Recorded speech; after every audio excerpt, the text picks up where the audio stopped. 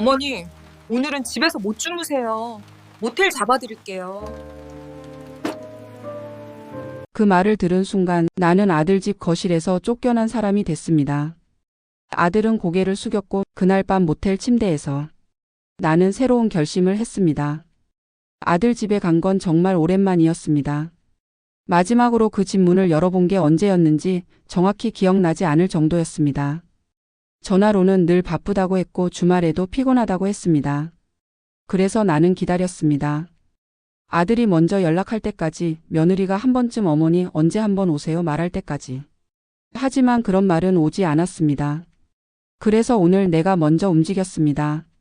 손에는 과일 한 봉지와 반찬 몇 가지가 들려 있었습니다. 아들이 좋아하던 잡채와 도라지 무침 그리고 갓 담근 깍두기였습니다. 무거웠지만 마음만은 가벼웠습니다. 오늘은 얼굴이라도 보자. 밥이라도 같이 먹자. 그런 생각뿐이었습니다. 아파트 현관 앞에서 벨을 눌렀습니다. 엄마? 거실에서 아들의 목소리가 들렸습니다. 반가움보다는 당황이 먼저 묻어나는 그런 목소리였습니다. 응, 나야. 현관문이 열리자 나는 최대한 밝게 웃으며 신발을 벗었습니다. 왜 갑자기 와? 연락을 하고 오지. 아들 상현이가 거실로 나왔습니다. 머리는 산발이었고 옷차림도 편한 집옷이었습니다. 일요일 오후 쉬고 있었던 모양이었습니다. 밥이나 같이 먹자 싶어서. 내가 좋아하는 잡채도 해왔어. 나는 부엌 쪽으로 걸어가며 가방을 내려놓았습니다. 하지만 아들의 표정은 여전히 굳어 있었습니다. 엄마, 그래도 미리 연락을 하고 와야지. 무슨 연락? 엄마가 아들 집에 오는데 허락받아야 해? 농담처럼 던진 말이었지만 공기는 무거워졌습니다. 바로 그때였습니다. 안방 문이 열리며 며느리 지은이가 나왔습니다. 얼굴에는 약간의 놀람과 그리고 뭔가 불편한 기색이 역력했습니다. 어머니 오셨어요? 응, 그래. 오랜만이네. 지은이는 어색하게 웃으며 인사를 했습니다. 하지만 그 웃음 뒤에 무엇이 숨어 있는지 나는 느낄 수 있었습니다. 없을 줄 알고 왔는데 있네. 잘됐다. 나는 일부러 더 밝게 말했습니다. 내 집에 있었어요. 지은이는 거실을 한번 둘러보더니 다시 방으로 들어가려 했습니다. 이따 저녁 같이 먹자. 엄마가 반찬도 해왔어. 안 해? 알겠습니다. 대답은 했지만 발걸음은 이미 방 쪽을 향하고 있었습니다. 그리고 문이 닫혔습니다. 거실에는 나와 아들만 남았습니다. 엄마, 좀 쉬다가. 나 잠깐 샤워할게. 아들도 곧 욕실로 들어갔습니다. 그렇게 나는 혼자 거실 소파에 앉았습니다. 처음부터 뭔가 이상했습니다. 공기가 무거웠습니다. 환영받는 느낌이 아니었습니다. 오히려 방해가 된 것 같은, 예고 없이 쳐들어온 손님 같은 그런 기분이었습니다. 왜 이럴까? 나는 가만히 거실을 둘러봤습니다. 깔끔하게 정돈된 집, 새로 산 듯한 소파, 벽에 걸린 결혼사진, 모든 것이 잘 꾸려진 신혼집처럼 보였습니다. 하지만 그 안에 나를 위한 자리는 보이지 않았습니다. 아들은 샤워를 마치고 나왔고 며느리는 여전히 방에 있었습니다. 엄마, 차라도 한 잔 줄까? 아니, 괜찮아. 앉아 있어. 나는 아들에게 물었습니다. 요즘 어떻게 지내니? 응, 그냥 바빠. 회사 일도 많고. 지은이는? 걔도 바빠. 짧은 대답들이었습니다. 예전처럼 이런저런 이야기를 늘어놓던 아들이 아니었습니다. 시간이 흘렀습니다. 오후 햇살이 거실 창문으로 들어오다가 어느새 저물어 갔습니다. 며느리는 여전히 방에서 나오지 않았고 아들은 휴대폰만 들여다보고 있었습니다. 이게 뭐지? 나는 점점 더 이 집에 있는 것이 불편해졌습니다. 마침내 저녁 시간이 되었습니다. 저녁 준비할게요. 며느리가 방에서 나와 부엌으로 갔습니다. 나도 따라 나서려 했지만 지은이는 재빨리 말했습니다. 어머니, 거기 앉아 계세요. 금방 할게요. 거절이었습니다. 정중한 하지만 분명한 거절. 나는 다시 소파에 앉았습니다. 그렇게 차려진 저녁상. 김치찌개와 밥 그리고 내가 가져온 반찬 몇 가지가 전부였습니다. 아들은 그 잡채를 한 숟가락 떠먹으며 말했습니다. 역시 엄마 잡채가 맛있어. 하지만 그 말에는 진심이 느껴지지 않았습니다. 식사 내내 대화는 거의 없었습니다. 며느리는 계속 시계를 봤습니다. 몇 시인지 확인하듯 혹은 시간이 빨리 가기를 바라는 듯. 아들은 밥을 먹으면서도 휴대폰을 옆에 두고 수시로 화면을 확인했습니다. 내가 왜 여기 있지? 그런 생각이 들기 시작했습니다. 식사가 끝나고 설거지를 하려는데 며느리가 말했습니다. 제가 할게요, 어머니. 아니야, 내가. 괜찮아요. 역시 거절이었습니다. 나는 다시 거실로 나왔습니다. 시계를 보니 저녁 8시가 조금 넘었습니다. 집으로 돌아가기엔 애매한 시간이었습니다. 나는 가만히 생각했습니다. 오늘은 여기서 자고 가야겠구나. 그런 생각을 하고 있을 때였습니다. 며느리가 조심스럽게 하지만 분명하게 입을 열었습니다. 어머니. 나는 고개를 들었습니다. 오늘은 여기서 주무시기 좀 그래요. 그 순간 나는 귀를 의심했습니다. 오늘은 여기서 주무시기 좀 그래요. 며느리의 말이 귓가에서 맴돌았습니다. 나는 잠시 멈칫했습니다. 잘못 들은 걸까요? 아니면 무슨 농담일까요? 무슨 말이니? 나는 최대한 차분하게 되물었습니다. 혹시 내가 오해한 것일 수도 있으니까요. 지은이는 잠시 아들을 쳐다보더니 다시 나를 보며 말했습니다. 저희가 요즘 좀 예민한 상태라서요. 어머니 모시기가 조금. 말끝을 흐렸지만 의미는 분명했습니다. 그래서? 근처에 괜찮은 모텔이 있어요. 깨끗하고 시설도 좋은 데예요. 모텔. 내 아들 집에 왔는데 모텔로 가라고 하는 겁니까? 나는 천천히 며느리를 바라봤습니다. 그 얼굴에는 미안함보다는 불편함이 더 크게 묻어났습니다. 마치 예고 없이 찾아온 손님을 어떻게든 돌려보내야 하는 것처럼. 상현아. 나는 아들을 불렀습니다. 아들은 고개를 들지 않았습니다. 휴대폰만 만지작거리며 시선을 피했습니다. 상현아, 너도 그렇게 생각하니? 침묵이 흘렀습니다. 길고 무거운 침묵.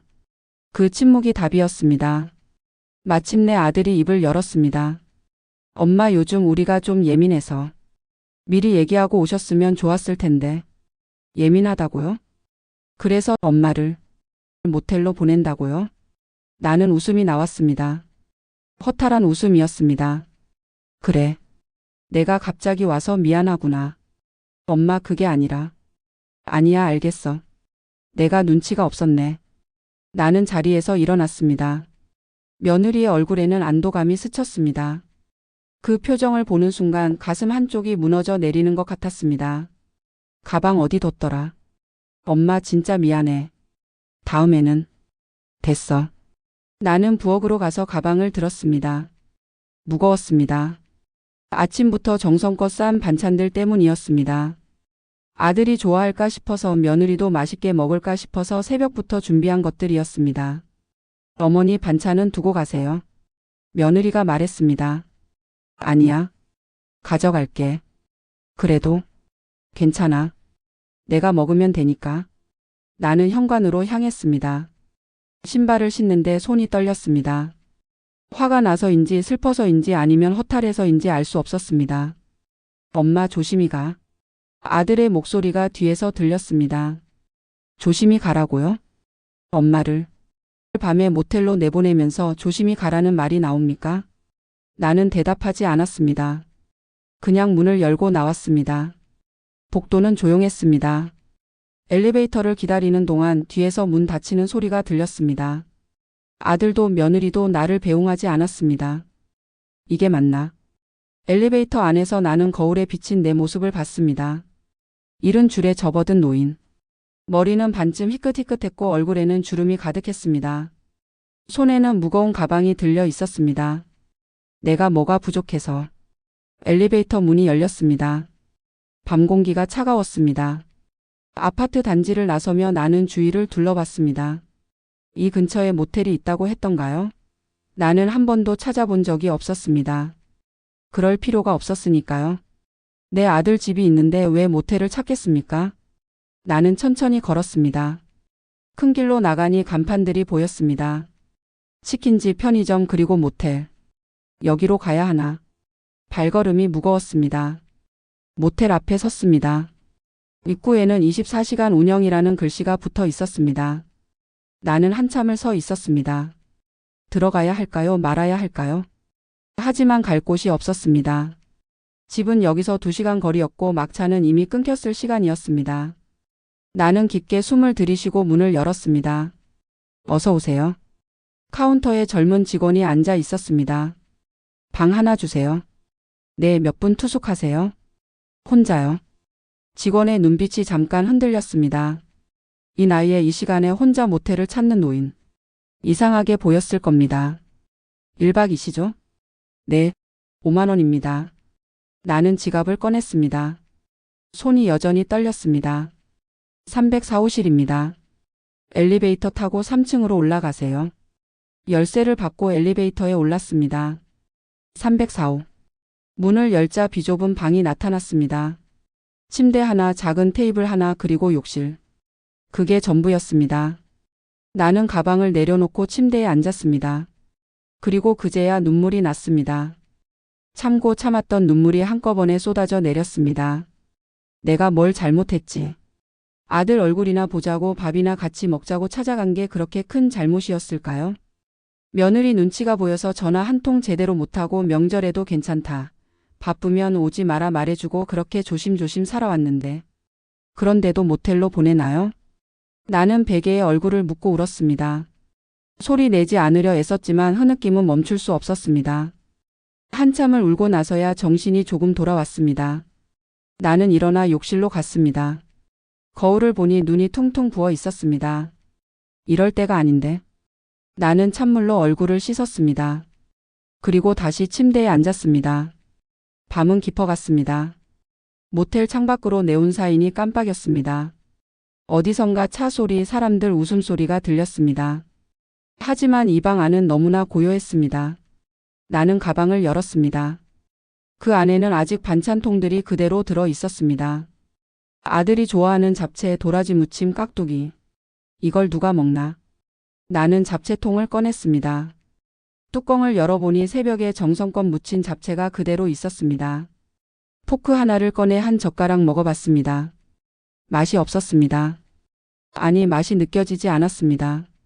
나는 다시 뚜껑을 닫았습니다. 그리고 가방 안쪽을 뒤졌습니다. 지갑 안쪽 주머니. 거기에는 통장이 하나 들어 있었습니다. 나는 그 통장을 꺼내 들었습니다. 아들도 모르는 통장. 며느리는 더더욱 모르는 통장. 나는 그 통장을 한참 바라봤습니다. 얘들은 모르겠지. 내가 얼마나 준비해 왔는지. 아들을 위해, 손주들을 위해 얼마나 많은 걸 모아뒀는지. 하지만 오늘 그 모든 게 의미 없어졌습니다. 나는 통장을 다시 가방에 넣었습니다. 그리고 천장을 바라보며 생각했습니다. 이제 어떻게 해야 하나? 잠은 오지 않았습니다. 모텔 침대에 누워 천장만 바라보다가 새벽 3시가 넘어서야 겨우 눈을 붙였습니다. 그마저도 얕은 잠이었습니다. 조금만 소리가 나도 깼고 깰 때마다 여기가 어디지 하는 생각이 가장 먼저 들었습니다. 그리고 곧 기억이 돌아왔습니다. 아, 나는 지금 모텔에 있구나. 내 아들이 나를 여기로 보냈구나. 아침 햇살이 커튼 사이로 비집고 들어왔습니다. 나는 침대에서 일어나 욕실로 갔습니다. 거울 속 내 얼굴은 말이 아니었습니다. 눈은 퉁퉁 부어 있었고 얼굴은 헬쑥했습니다. 이게 나인가? 씻고 나와 가방을 챙겼습니다. 어젯밤 먹지 못한 반찬들이 그대로 들어 있었습니다. 무거웠지만 버릴 수는 없었습니다. 이걸 만들 때의 마음까지 버리는 것 같아서요. 모텔을 나서니 아침 공기가 차가웠습니다. 큰 길로 나가 택시를 잡았습니다. 어디 가세요? 역으로 가주세요. 택시는 조용히 달렸습니다. 창밖으로 아들의 아파트 단지가 보였습니다. 저 안 어딘가에 아들이 살고 있겠지요. 며느리와 함께 아마 아직 잠들어 있을 겁니다. 나는 밤새 잠도 못 자고 모텔에서 울었는데 택시 기사님이 백미러로 나를 힐끗 쳐다봤습니다. 어르신 괜찮으세요? 안색이 안 좋아 보이시는데. 아, 네. 괜찮습니다. 무슨 일 있으세요? 아니에요. 그냥 잠을 못 자서 그래요. 기사님은 더 묻지 않았습니다. 역에 도착해서 표를 끊었습니다. 집까지 가는 기차표? 손에 들린 표를 보니 740 출발이라고 적혀 있었습니다. 플랫폼에 앉아 기차를 기다렸습니다. 사람들이 바쁘게 오갔습니다. 출근하는 사람들, 여행 가는 가족들. 모두가 목적지가 있었습니다. 나만 혼자 이렇게 텅 빈 것 같았습니다. 핸드폰이 울렸습니다. 아들이었습니다. 나는 한참을 바라보다가 전화를 받았습니다. 엄마. 응. 어제는 미안했어. 미안하다고요? 그 말 한마디면 다 되는 건가요? 괜찮아. 잘 갔어. 모텔은 괜찮았어? 불편하진 않았어? 나는 웃음이 나왔습니다. 불편하지 않았냐고요? 아들한테. 쫓겨나서 모텔에서 밤새 울었는데 불편하지 않았냐고 묻는 겁니까? 응, 괜찮았어. 그래, 다행이다. 오늘 집에 잘 들어가? 응. 지금 역에 있어. 아, 그래. 조심히 가. 또 조심히 가라는 말. 상현아. 응? 나한테 물어볼 말 없니? 뭐? 어제 왜 그랬는지 엄마한테 설명 같은 거 안 해줄 거니? 전화기 너머로 침묵이 흘렀습니다. 엄마, 그게 요즘 지은이가 스트레스를 많이 받아서. 회사 일도 힘들고 집안일도 부담스러워하고. 그래서 사람 오는 게 좀 부담스러웠나 봐. 미리 얘기하고 왔으면 준비라도 했을 텐데. 준비라고요? 엄마가 오는데 무슨 준비가 필요한 겁니까? 상현아, 나는 내 엄마야. 알아. 엄마가 아들 집에 가는데 허락을 받아야 해? 준비가 필요해? 엄마, 그게 아니라. 그럼 뭔데? 요즘 세상이 그래. 며느리도 며느리 인생이 있고 며느리 감정도 있잖아. 나는 한숨을 쉬었습니다. 그래. 며느리 인생도 있고 며느리 감정도 있지. 근데 엄마 감정은? 엄마 인생은? 엄마. 어제 내가 얼마나 창피했는지 알아? 얼마나 서러웠는지 알아? 목소리가 떨렸습니다. 미안해. 진짜 미안해, 엄마. 미안하면 다야? 그럼 어떡해? 엄마, 나도 중간에서 힘들어. 중간에서 힘들다고요? 나는 허탈하게 웃었습니다. 그래, 내가 힘들겠지. 엄마도 이해해. 근데 상현아. 응? 어제 너 나 쳐다보지도 않았어. 그게. 며느리가 나한테 모텔 가라고 했을 때 너 고개도 안 들었잖아. 나 한 번이라도 똑바로 봤어? 대답이 없었습니다. 엄마가 얼마나 기다렸는지 알아? 내가 엄마 무슨 소리야. 우리 집에서 주무셔야지 그 말 한마디만 해주길. 엄마. 근데 넌 끝까지 나를 안 봤어. 며느리 눈치만 보고 휴대폰만 보고. 나는 더 이상 말을 잇지 못했습니다. 눈물이 나올 것 같았습니다. 사람들 앞에서 우는 건 싫었습니다. 나 끊는다. 엄마, 진짜 미안해. 다음에는? 다음은 없어. 엄마? 다음에는 안 갈게. 너희 집에? 엄마, 그게 무슨. 나는 전화를 끊었습니다. 손이 떨렸습니다. 기차 안내 방송이 들렸습니다. 곧 출발한다는 방송이었습니다. 나는 자리에서 일어나 기차에 올랐습니다. 창가 자리에 앉아 창밖을 바라봤습니다. 기차가 천천히 움직이기 시작했습니다. 다음은 없다. 방금 내가 한 말이 마음속에서 울렸습니다. 정말 없을까요? 정말 다시는 아들 집에 가지 않을 수 있을까요? 하지만 지금은 그렇게 말할 수밖에 없었습니다. 어제의 모욕을, 그 창피함을 다시는 겪고 싶지 않았으니까요. 기차는 달렸습니다. 풍경이 빠르게 지나갔습니다. 나는 가방에서 통장을 꺼냈습니다. 아들을 위해 모아둔 돈. 땅 팔아서 모은 돈, 상가에서 나오는 월세, 보험금, 예금. 모두 합치면 작지 않은 금액이었습니다. 아들은 이 통장의 존재를 몰랐습니다. 며느리는 더더욱 몰랐습니다. 나는 언젠가 아들이 힘들 때, 손주가 대학 갈 때, 그때 엄마가 준비해놨어 하며 건네줄 생각이었습니다. 하지만 어제 그 생각이 바뀌었습니다. 얘들이 이걸 받을 자격이 있나? 나를 모텔로 보낸 사람들. 나를 쳐다보지도 않은 아들. 미안하다는 말만 반복하는 며느리. 그들에게 내 평생 모은 재산을 줘야 할까요? 나는 통장을 한참 바라보다가 다시 가방에 넣었습니다. 그리고 창밖을 봤습니다. 해가 떠오르고 있었습니다. 새로운 하루가 시작되고 있었습니다. 나도 새로 시작해야 하나. 그런 생각이 들었습니다. 아들에게 기대지 않는 삶. 며느리 눈치 보지 않는 삶. 나 혼자 당당하게 사는 삶. 기차는 계속 달렸습니다. 그리고 나는 결심했습니다. 이제 내 인생을 살아야겠다. 그날 아들은 내 인생에서 조금씩 내려오기 시작했습니다. 아직은 완전히 내려놓지 못했지만 그 시작은 분명했습니다. 모텔 304호에서 보낸 그 밤이 나를 바꿔놓기 시작했습니다. 집에 도착한 건 오전 10시가 넘어서였습니다. 현관문을 열고 들어서니 익숙한 냄새가 났습니다. 내가 살던 집, 내가 숨쉬던 공간. 그제야 긴장이 풀렸습니다. 나는 가방을 내려놓고 거실 소파에 주저앉았습니다.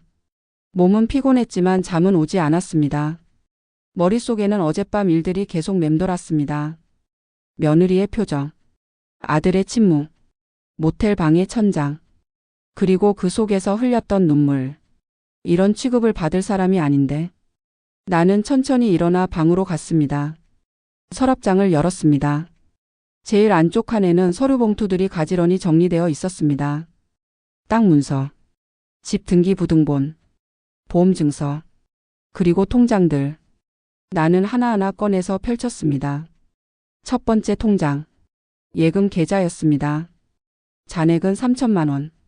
생활비로 쓰려고 모아둔 돈이었습니다. 두 번째 통장, 정기예금이었습니다. 5천만 원. 혹시 모를 일에 대비해서 묶어둔 돈. 세 번째 통장, 이건 아들도 모르는 통장이었습니다. 상가 월세가 들어오는 통장. 나는 그 통장을 펼쳐 들었습니다. 매달 250만 원씩 들어오는 월세. 10년 넘게 꼬박꼬박 쌓였습니다. 중간에 조금씩 썼지만 지금 잔액은 2억 4천만 원이었습니다. 이 돈이면 여생을 편하게 살 수 있겠지. 하지만 이게 다가 아니었습니다. 나는 네 번째 봉투를 꺼냈습니다. 상가 건물 등기부등본. 남편이 살아있을 때 함께 산 건물이었습니다. 당시만 해도 변두리였지만 지금은 개발이 되어서 가격이 많이 올랐습니다. 감정가로 32억. 실거래가로 따지면 그보다 더 받을 수도 있었습니다. 나는 그 서류를 한참 바라봤습니다. 이걸 아들한테 물려주려고 했었지. 아들이 사업하고 싶다고 하면 자본금으로 주려고. 손주가 결혼하면 신혼집 마련해 주려고. 그렇게 평생 아꼈습니다. 세금 내고 관리비 내고 수리비 들어가도 아까워하지 않았습니다. 어차피 아들 것이 될 테니까요. 하지만 어제 그 아들이 나를 모텔로 보냈습니다. 나는 서류를 내려놓았습니다. 그리고 다섯 번째 봉투를 꺼냈습니다. 보험증서였습니다. 종신보험 2개, 연금보험 하나. 수익자는 모두 아들로 되어 있었습니다. 보험금만 해도 1억이 넘었습니다. 나는 모든 서류를 펼쳐놓고 가만히 바라봤습니다. 통장, 땅문서, 건물등기부, 보험증서. 내 평생의 결과물이었습니다. 남편과 함께 모았고 남편이 떠난 뒤에는 혼자서 지켰습니다. 아들 하나 잘 키우자고. 아들 하나 편하게 살게 해주자고. 그 마음 하나로. 근데 그 아들이 나를. 눈물이 또 났습니다. 어제도 울었고 기차 안에서도 울었고 지금 또 울고 있었습니다. 언제까지 울 거야? 나는 눈물을 닦았습니다. 그리고 다시 서류들을 보았습니다. 이번에는 다른 마음으로 봤습니다. 이게 정말 아들 거여야 할까? 아들은 나를 제대로 대하지도 않습니다. 며느리 눈치만 보고 나를 쳐다보지도 않았습니다. 모텔로 보내놓고 미안하다는 말만 했습니다. 그런 아들에게 이 모든 걸 줘야 할까요? 나는 천천히 서류를 정리했습니다. 그리고 핸드폰을 꺼냈습니다. 전화번호부를 뒤적이다가 한 번호를 찾았습니다. 변호사 박 선생님. 남편이 살아있을 때부터 알고 지내던 분이었습니다. 법률 상담이 필요할 때마다 찾아뵙곤 했습니다. 지금도 계실까? 나는 전화를 걸었습니다. 신호음이 몇 번 울리더니 전화가 연결되었습니다. 여보세요? 박 변호사님, 저 윤혜숙입니다. 아, 사모님. 오랜만이십니다. 어떻게 지내셨어요? 네, 잘 지냈습니다. 변호사님은요? 저도 그럭저럭 지내고 있습니다. 무슨 일로 전화하셨어요? 나는 잠시 망설였습니다. 이 말을 꺼내는 순간 돌이킬 수 없을 것 같았습니다. 하지만 결심했습니다. 상담 좀 받고 싶어서요. 상담이요? 무슨 일이신데요? 재산 정리하려고요. 재산 정리요? 네. 명의 변경도 해야 하고 보험 수익자도 바꿔야 하고. 전화기 너머로 잠시 침묵이 흘렀습니다. 사모님 혹시 무슨 일 있으세요? 박 변호사님의 목소리가 조심스러웠습니다. 일이 좀 있었습니다. 자세한 건 만나서 말씀드릴게요. 그러시죠. 언제 시간 되세요? 내일 가능할까요? 내일이요? 그럼 오전 11시에 사무실로 오시겠어요? 네, 그러겠습니다. 전화를 끊었습니다. 손이 떨렸습니다. 이게 맞는 걸까? 하지만 돌아보면 어제 밤이 떠올랐습니다. 모텔 침대에서 울던 내 모습. 아들에게 전화했을 때 들었던 조심히 가라는 말. 며느리의 차가운 표정. 맞아. 이게 맞아. 나는 일어나서 부엌으로 갔습니다. 냉장고를 열어보니 어제 가져갔던 반찬들이 그대로 있었습니다. 다시 가져온 것들이었습니다. 잡채, 도라지 무침, 깍두기. 아무도 먹지 않은 음식들. 나는 잡채통을 꺼냈습니다. 뚜껑을 열고 젓가락으로 한 입 먹었습니다. 여전히 맛이 없었습니다. 아니, 정확히는 맛을 느낄 수가 없었습니다. 내가 왜 이걸 만들었을까? 정성 들여서 새벽부터 일어나서 만든 음식. 하지만 아무도 고맙다고 하지 않았습니다. 며느리는 먹지도 않았고 아들은 맛있다는 말만 던졌습니다. 나는 잡채를 다시 냉장고에 넣었습니다. 그리고 거실로 돌아왔습니다. 펼쳐놓았던 서류들이 아직 그대로 있었습니다. 나는 그 서류들을 하나하나 봉투에 넣었습니다. 내일 변호사 사무실에 가지고 갈 것들이었습니다. 이제 시작이다. 나 혼자 사는 삶. 아들에게 기대지 않는 삶. 며느리 눈치 보지 않는 삶. 그런 삶을 시작하는 거였습니다. 창밖으로 해가 지고 있었습니다. 긴 하루가 끝나가고 있었습니다. 나는 소파에 앉아 가만히 생각했습니다. 아들이 언젠가 알게 되겠지. 자기가 무엇을 잃었는지. 자기가 얼마나 큰 실수를 했는지. 하지만 그때는 이미 늦을 것입니다. 나는 더 이상 그 사람들의 보험이 아니니까요. 밤이 깊어갔습니다. 나는 침대에 누웠습니다. 어젯밤 모텔 침대와는 달리 이 침대는 편했습니다. 익숙한 베개, 익숙한 이불, 익숙한 냄새. 내 집, 내 방, 내 침대. 그래, 여기가 내 자리지. 눈을 감았습니다. 이번에는 눈물이 나오지 않았습니다. 대신 마음 한구석이 단단해지는 느낌이었습니다. 내일부터 새로운 삶이 시작될 것입니다. 나는 그렇게 잠들었습니다. 다음 날 아침 나는 일찍 일어났습니다. 오랜만에 숙면을 취했습니다. 모텔에서의 그 끔찍한 밤과는 달랐습니다. 내 집, 내 침대에서 잔다는 건 이렇게 다른 것이었습니다. 씻고 옷을 갈아입었습니다. 거울을 보니 얼굴이 조금 나아 보였습니다. 여전히 피곤해 보이긴 했지만 어제보다는 나았습니다. 서류 봉투를 챙겼습니다. 통장, 땅 문서, 건물 등기부, 보험 증서. 가방이 묵직했습니다. 무게만이 아니라 의미도 무거웠습니다. 이제 정말 시작이구나. 변호사 사무실은 시내에 있었습니다. 택시를 타고 가는 동안 창밖 풍경을 바라봤습니다. 사람들이 바쁘게 오가고 차들이 달리고 세상은 여전히 돌아가고 있었습니다. 다 왔습니다. 택시 기사님의 말에 정신을 차렸습니다. 요금을 내고 내렸습니다. 건물 앞에는 박영민 법률사무소라는 간판이 보였습니다. 엘리베이터를 타고 5층으로 올라갔습니다. 문을 열고 들어서니 젊은 직원이 반갑게 맞아주었습니다. 어서 오세요. 예약하셨나요? 네, 윤혜숙입니다. 11시에 박영민 변호사님과 약속했어요. 아, 네. 잠시만 기다려주세요. 직원이 안으로 들어가더니 곧 나왔습니다. 안으로 들어오세요. 박 변호사님의 사무실은 깔끔했습니다. 책장에는 법률 서적들이 빼곡했고 책상 위에는 서류들이 정리되어 있었습니다. 사모님 오랜만입니다.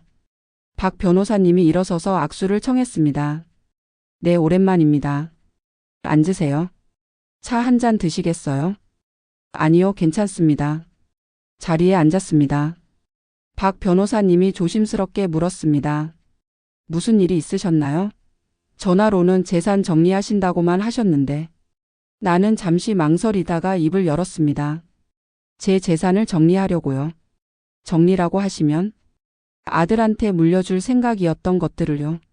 이제는 그럴 생각이 없어졌습니다. 박 변호사님의 표정이 조금 굳어졌습니다. 혹시 아드님과 무슨 일이 있으셨나요? 나는 고개를 끄덕였습니다. 그리고 며칠 전 일을 천천히 이야기했습니다. 아들 집에 갔던 일, 며느리가 모텔로 가라고 했던 일, 아들이 나를 쳐다보지도 않았던 일. 박 변호사님은 말없이 들었습니다. 이야기를 마치자 그가 한숨을 쉬었습니다. 사모님, 그런 일이 있으셨군요. 네, 마음이 많이 상하셨겠습니다. 상한 정도가 아닙니다. 무너졌어요. 나는 가방에서 서류들을 꺼냈습니다.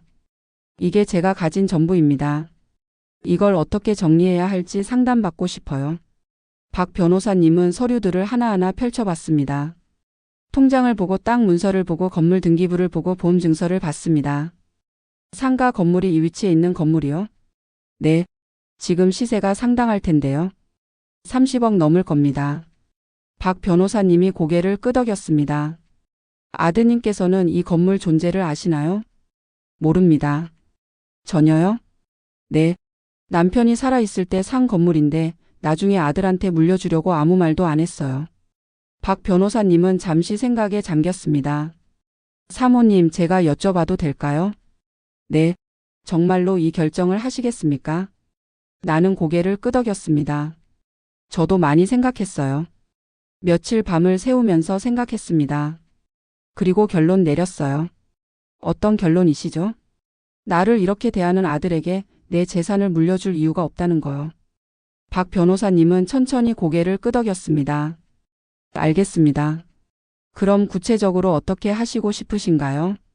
건물은 팔고 싶어요. 건물을요? 네. 그리고 그 돈으로 제가 살 아파트를 사려고요. 땅은요? 땅도 정리할 생각입니다. 관리하기도 힘들고. 박 변호사님이 메모를 하기 시작했습니다.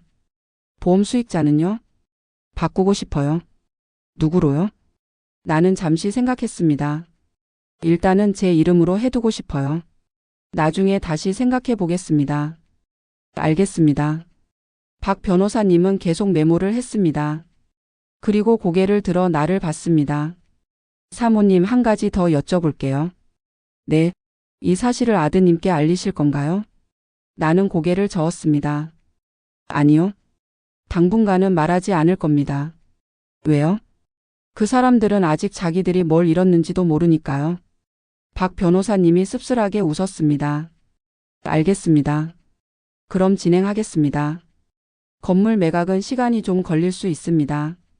괜찮아요. 천천히 해도 돼요. 땅 정리도 마찬가지고요. 네. 보험 수익자 변경은 빠르게 처리할 수 있습니다. 그렇게 해주세요. 서류에 도장을 찍었습니다.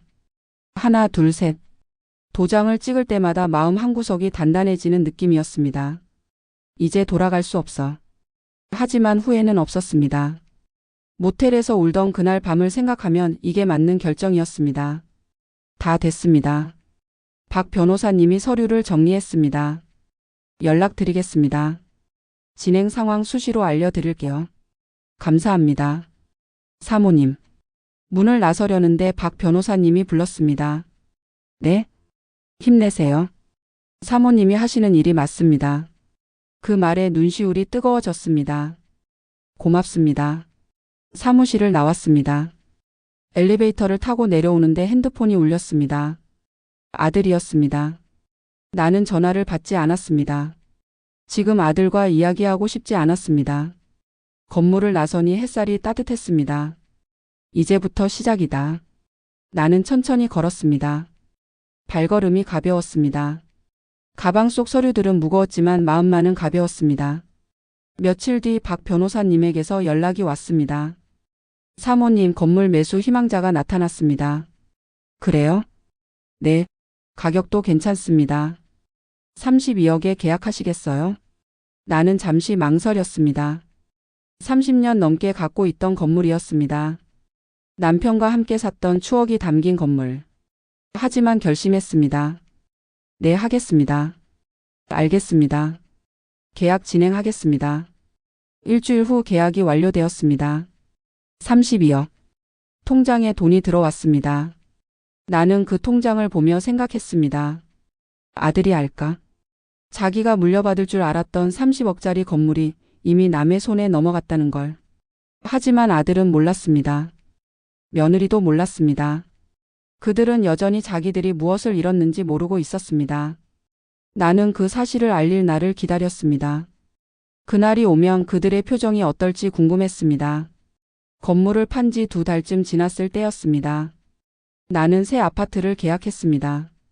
전망 좋고 관리 잘 되는 곳이었습니다. 엘리베이터는 조용했고 현관문을 열면 햇살이 먼저 들어오는 그런 집이었습니다. 이사 준비를 하는 동안 아들에게서 몇 번 전화가 왔습니다. 하지만 나는 받지 않았습니다. 문자도 왔습니다. 엄마 왜 전화 안 받아? 무슨 일 있어? 연락 좀 해. 하지만 나는 답장하지 않았습니다.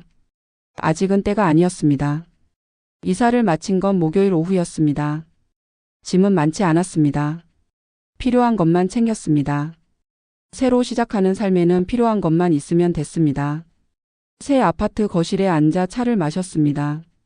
창밖으로 도시 풍경이 보였습니다. 높은 곳에서 내려다보니 모든 게 작아 보였습니다. 여기서 새로 시작하는 거야. 그날 저녁 핸드폰이 울렸습니다. 며느리였습니다. 나는 잠시 망설이다가 전화를 받았습니다. 여보세요? 어머니.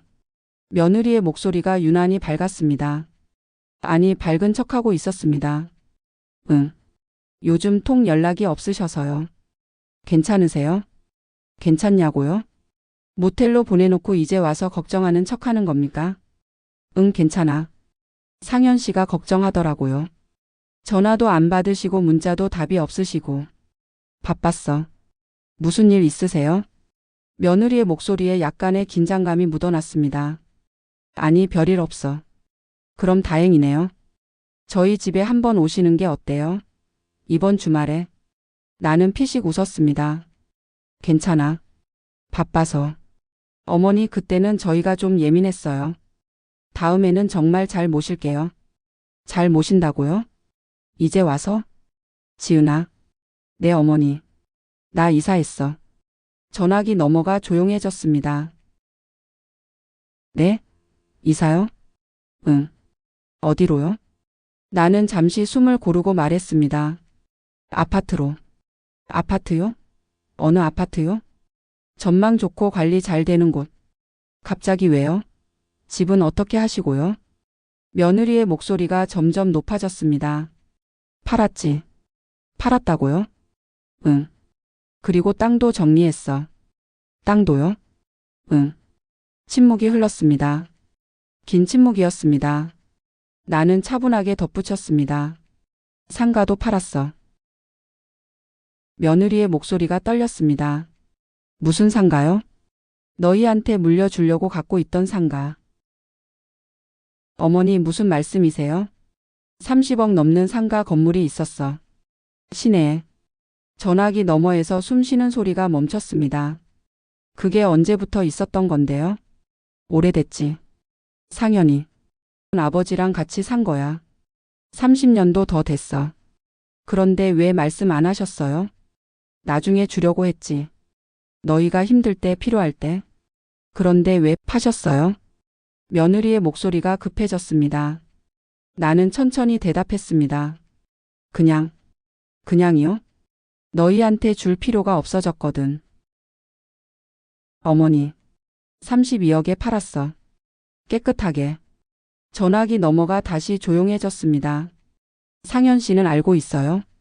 아직. 네? 아직 얘기 안 했어. 왜요? 나는 웃으며 말했습니다. 굳이 말할 필요 있어? 어차피 너희 거 아니잖아. 어머니, 그게 무슨. 지은아. 네? 나 모텔 보낸 거 기억하지? 침묵. 그날 밤에 정말 많이 울었어. 내 아들한테 쫓겨나서 모텔에서 혼자 울었지. 어머니, 그건. 그날 결심했어. 이 재산 너희한테 안 준다고. 며느리가 말을 잇지 못했습니다. 그러니까 너무 걱정하지 마. 어차피 너희 것도 아니었으니까. 어머니, 저희가 잘못했어요. 그때는 정말. 됐어. 이제 와서 사과해도 소용없어. 나는 전화를 끊으려다가 한마디 더 했습니다. 아, 그리고. 네? 새 집 주소는 알려주지 않을 거야. 미리 연락 없이 오는 거 싫어하잖아, 너희. 어머니. 나는 전화를 끊었습니다. 손이 떨렸습니다. 하지만 마음은 시원했습니다. 드디어 말했습니다. 그들이 무엇을 잃었는지. 핸드폰이 다시 울렸습니다. 이번에는 아들이었습니다. 나는 받지 않았습니다. 연달아 전화가 왔습니다. 한 번, 두 번, 세 번. 나는 끝내 받지 않았습니다. 문자가 왔습니다. 엄마, 무슨 일이야? 상가가 뭐야? 무슨 상가? 전화 좀 받아. 나는 문자를 읽고 핸드폰을 내려놓았습니다. 그리고 창밖을 바라봤습니다. 해가 지고 있었습니다. 도시에 불이 켜지기 시작했습니다. 이제 시작이구나.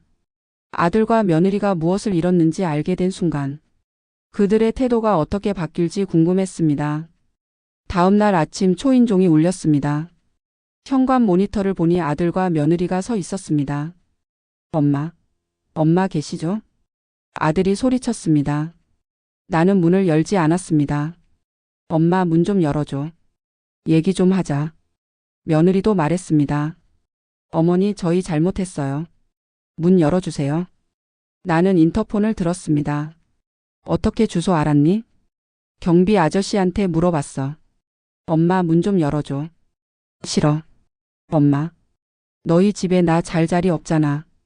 여기도 마찬가지야. 엄마, 그건. 돌아가. 미리 연락하고 와야지. 나는 인터폰을 끊었습니다. 초인종이 계속 울렸습니다. 하지만 나는 문을 열지 않았습니다. 1시간쯤 지났을까요? 밖이 조용해졌습니다. 모니터를 보니 아무도 없었습니다. 그들은 돌아간 것 같았습니다. 나는 거실 소파에 앉았습니다. 가슴이 두근거렸습니다. 이게 맞는 걸까? 하지만 모텔에서 울던 그날 밤을 떠올렸습니다. 나를 쳐다보지도 않던 아들. 모텔 가라고 했던 며느리. 맞아. 이게 맞아. 핸드폰에 문자가 왔습니다. 아들이었습니다. 엄마, 우리 진짜 잘못했어. 용서해줘. 나는 답장하지 않았습니다. 며느리에게서도 문자가 왔습니다. 어머니, 죄송합니다. 한 번만 기회 주세요. 역시 답장하지 않았습니다. 그날부터 전화와 문자가 쏟아졌습니다. 하루에 10통도 넘게 왔습니다. 하지만 나는 무시했습니다. 이제 와서 후회해도 늦었습니다. 그들은 재산이 있을 때는 나를 모텔로 보냈습니다. 재산이 없어진 걸 알고 나서야 찾아왔습니다. 그 차이를 나는 알고 있었습니다. 일주일이 지났습니다. 전화와 문자는 계속 왔습니다. 하루도 빠짐없이. 엄마, 제발 한 번만 만나자. 어머니, 저희 집에 오세요. 제대로 모시겠습니다. 엄마, 왜 이러는 거야? 우리 얘기 좀 하자. 하지만 나는 답하지 않았습니다. 그러던 어느 날 아들이 새 아파트 앞에서 기다리고 있었습니다. 아침에 장을 보러 나갔다가 돌아오는데 현관 앞에 아들이 서 있었습니다. 엄마. 아들의 얼굴은 초췌했습니다. 며칠 제대로 못 잤는지 눈 밑에 다크서클이 짙었습니다. 어떻게 여기 또 왔니? 엄마, 우리 얘기 좀 하자. 제발. 나는 장바구니를 들고 아들을 지나쳐 현관문을 열려고 했습니다. 엄마. 아들이 내 팔을 잡았습니다. 손 놔. 엄마, 나 진짜 잘못했어. 그날 일 정말 후회하고 있어. 나는 아들의 손을 뿌리쳤습니다.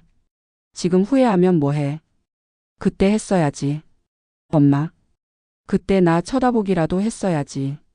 엄마, 우리 집에서 주무세요 한마디라도 했어야지. 아들이 고개를 떨구었습니다. 미안해. 미안하다는 말 이제 지겨워. 나는 현관문을 열었습니다. 엄마, 들어가도 돼? 안 돼. 엄마. 상현아, 너 지금 왜 이러는지 알아? 아들이 나를 봤습니다. 상가 때문이지? 아들의 얼굴이 굳었습니다. 엄마, 그게 아니라. 아니긴 뭐가 아니야. 상가 있을 때는 나 모텔 보내더니 없어지니까 이제 찾아오네. 엄마, 진짜 그게 아니야. 우리 정말 반성하고 있어. 반성? 재산 날아간 게 아까워서 반성하는 거 아니고? 엄마. 아들의 목소리가 커졌습니다. 하지만 이내 작아졌습니다. 미안해. 엄마 말이 맞아. 우리가 정말 잘못했어. 알면 됐어. 나는 안으로 들어가려 했습니다. 엄마, 한 번만 더 기회 줘. 제발. 기회는 줬어. 그날. 엄마. 그날 내가 나를 봤어야 했어. 며느리 눈치 보지 말고. 아들이 울먹이기 시작했습니다. 엄마, 나 정말 후회하고 있어. 후회하는 거 알아? 그래서 뭐 어쩌라고? 다시는 그런 일 없을게. 엄마 오시면 진짜 잘 모실게. 필요 없어. 엄마. 너희 집에는 나 잘 자리가 없잖니. 그 말에 아들이 멈칫했습니다. 그건 그게 아니라. 가. 더 이상 얘기할 것 없어. 나는 문을 닫았습니다. 밖에서 아들이 문을 두드렸습니다. 엄마. 엄마. 하지만 나는 돌아보지 않았습니다. 거실로 가서 소파에 앉았습니다. 가슴이 아팠습니다. 아들의 울먹이는 얼굴을 보니 마음 한구석이 흔들렸습니다. 그래도 내 아들인데. 하지만 곧 정신을 차렸습니다. 모텔에서 울던 내 모습. 아무도 없는 방에서 혼자 눈물 닦던 그 밤. 아니야. 흔들리면 안 돼. 며칠 후 이번에는 며느리에게서 전화가 왔습니다. 나는 받지 않으려다가 받았습니다. 여보세요? 어머니. 며느리의 목소리가 떨리고 있었습니다. 응. 저 정말 죄송합니다. 뭐가? 그날 이후. 제가 정말 잘못 생각했어요. 그래. 어머니를 모텔로 보낸 거 정말 후회하고 있어요. 나는 웃음이 났습니다. 지은아. 내 어머니. 너 지금 무엇 때문에 후회하는 거야? 네? 나한테 미안해서? 아니면 상가 날아간 게 아까워서? 침묵이 흘렀습니다. 어머니, 그게 아니라. 솔직하게 말해봐. 내가 상가 안 팔았으면 이렇게까지 연락했을까? 어머니. 땅도 그대로 있고 집도 그대로 있었으면 너희 나한테 이렇게 매달렸을까? 며느리가 대답하지 못했습니다. 대답 안 해도 알아? 안 했겠지. 어머니, 저희 정말 잘못했어요. 한 번만 용서해 주세요. 용서? 나는 차가운 목소리로 말했습니다. 용서는 내가 받을 게 아니야. 어머니. 너희한테 해줄 말은 없어. 이제 그만 전화해. 어머니. 제발. 나는 전화를 끊었습니다. 핸드폰을 내려놓으니 손이 떨렸습니다. 창밖을 바라봤습니다. 해가 중천에 떠 있었습니다. 이게 맞는 걸까? 계속 이렇게 거부하는 게 맞는 걸까요? 하지만 돌아보면 그들의 태도가 보였습니다. 재산이 있을 때와 없을 때. 그 차이가 너무나 명확했습니다. 결국 돈이었구나. 나는 슬펐습니다. 아들이 나를 사랑해서가 아니라 재산이 아까워서 돌아온 것 같아서. 며느리가 미안해서가 아니라 미래 유산이 날아가서 후회하는 것 같아서. 그렇게 한 달이 지났습니다. 전화는 점점 줄어들었습니다. 처음에는 하루에도 몇 번씩 오던 전화가 이제는 일주일에 한두 번으로 줄었습니다. 그들도 포기하기 시작한 것 같았습니다. 어느 날 아들에게서 문자가 왔습니다. 엄마, 우리 진심이었어. 상가 때문이 아니야. 정말 엄마가 그리워서 연락하는 거야. 나는 문자를 읽고 한참을 생각했습니다. 진심일까요? 정말 나를 그리워해서일까요? 하지만 믿을 수 없었습니다.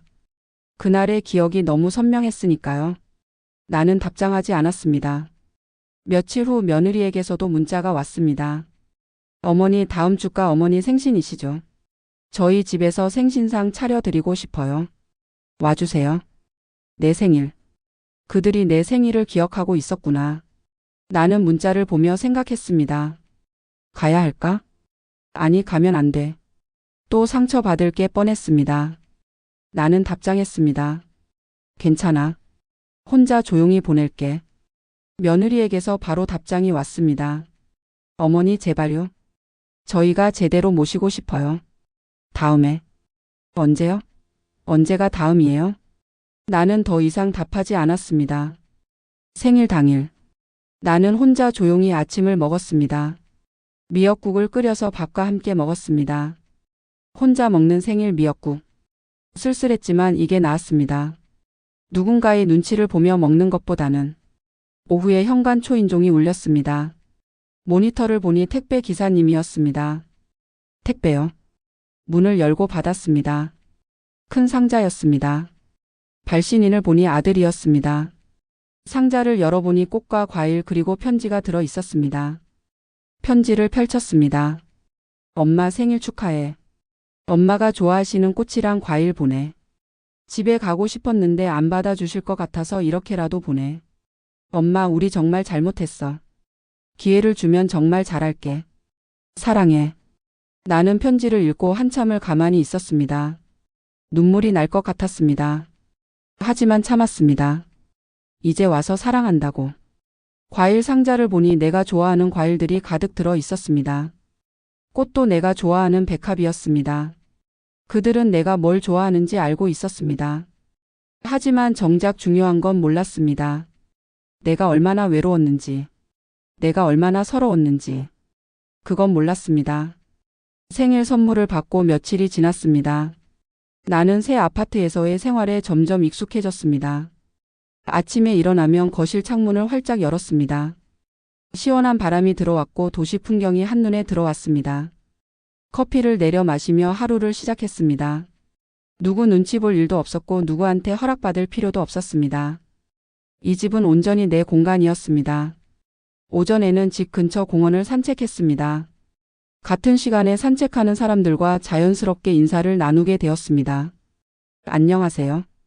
오늘도 날씨 좋네요. 간단한 인사였지만 기분이 좋았습니다. 이 사람들은 내게 아무것도 바라지 않았습니다.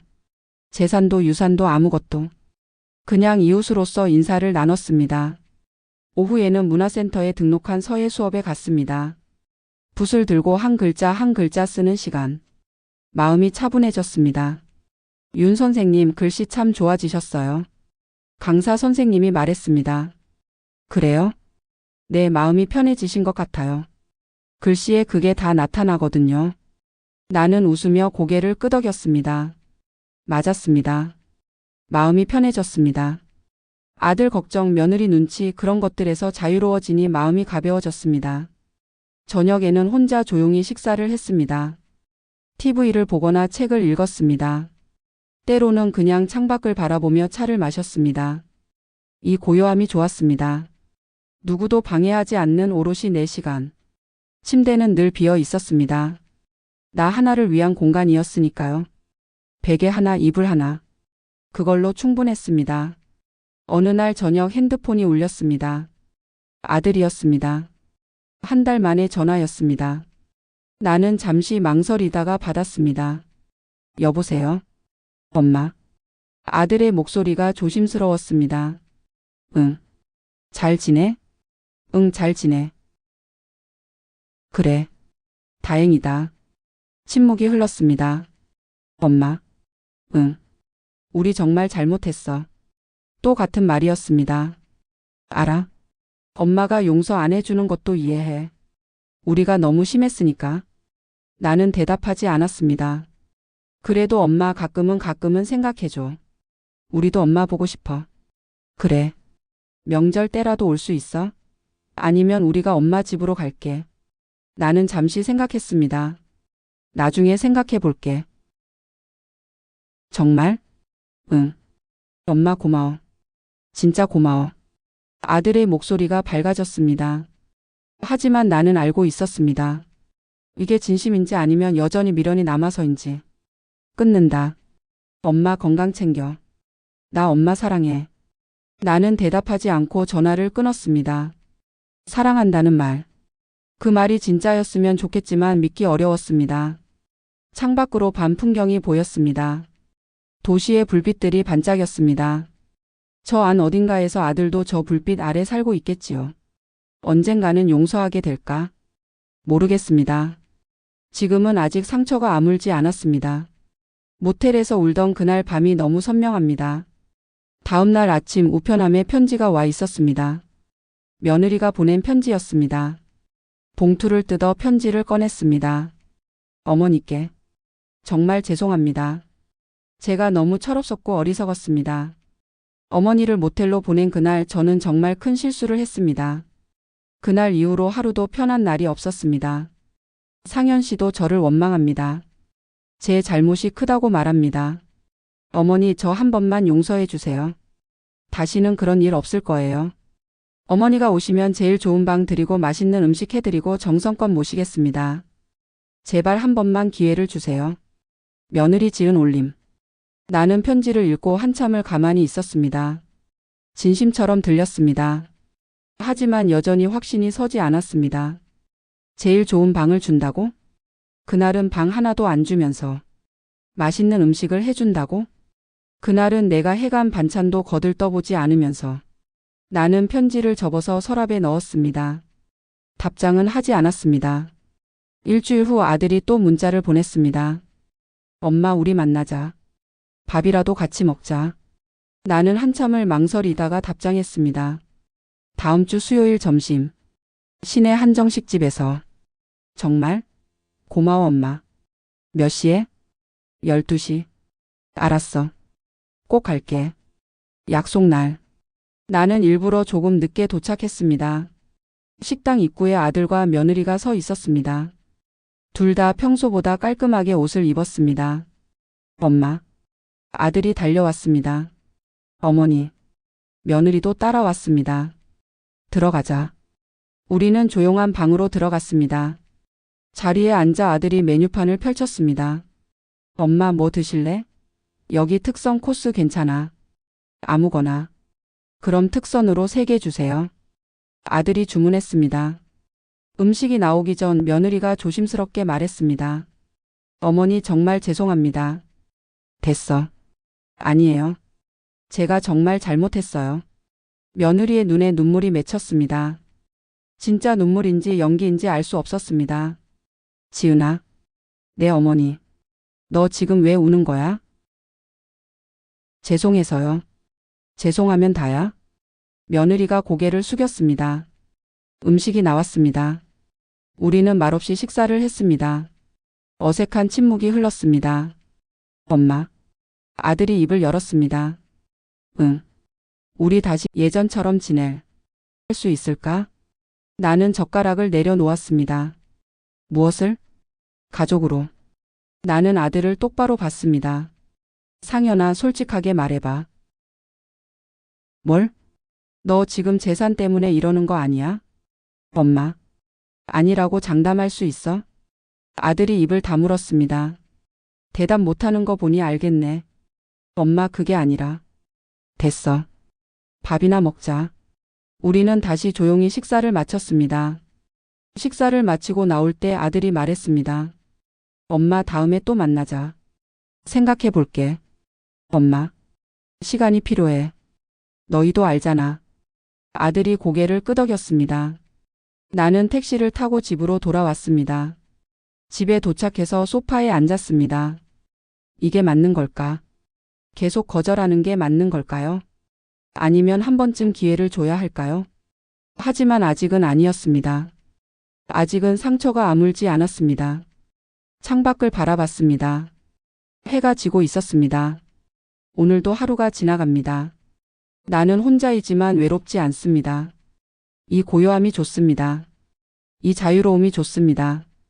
누구 눈치 보지 않고 누구한테 허락받지 않고 그렇게 사는 게 좋습니다. 아들과 며느리는 이제야 가끔 안부를 묻습니다. 전처럼 하루에도 몇 번씩 전화하지는 않습니다. 아마 포기했거나 아니면 천천히 기다리고 있는 것 같습니다. 하지만 나는 압니다. 그 안부가 진짜 걱정인지 늦은 계산인지. 그리고 이렇게 생각합니다. 부모를 밀어내는 순간 그 부모 인생도 같이 밀려날 거라 착각하지 마라. 나는 밀려나지 않았습니다. 오히려 새로운 삶을 시작했습니다. 더 자유롭고 더 당당한 삶을. 모텔에서 혼자 누워 울던 그날 밤. 그 밤이 있었기에 지금의 내가 있습니다. 그날의 눈물이 있었기에 지금의 결단이 있습니다. 나는 오늘도 이 아파트 거실에서 차 한 잔을 마시며 아주 편안하게 살고 있습니다. 햇살이 창문으로 들어옵니다. 따뜻합니다. 이 따뜻함은 누구도 빼앗아 갈 수 없습니다. 이것은 온전히 내 것입니다. 저녁이 되면 도시에 불이 켜집니다. 그 불빛을 바라보며 나는 생각합니다. 잘 살고 있구나. 혼자이지만 잘 살고 있습니다. 존중받으며 살고 있습니다. 누구한테도 무시당하지 않으며 살고 있습니다. 이것이 내가 선택한 삶입니다. 그리고 이 선택을 후회하지 않습니다. 밤이 깊어갑니다. 나는 침대에 누웠습니다. 편안합니다. 이 침대는 나만을 위한 것입니다. 누구 눈치 볼 필요 없이 누구한테 허락받을 필요 없이 그냥 편히 누울 수 있는 곳입니다. 눈을 감습니다. 내일도 이런 평화로운 하루가 이어지기를 바라며. 그렇게 나는 잠들었습니다. 존중받는 삶, 자유로운 삶, 당당한 삶. 지금 나는 그렇게 살고 있습니다. 구독과 좋아요를 눌러주시면 다음 영상을 만드는데 많은 도움이 됩니다. 지금까지 긴 영상을 끝까지 시청해 주셔서 감사합니다.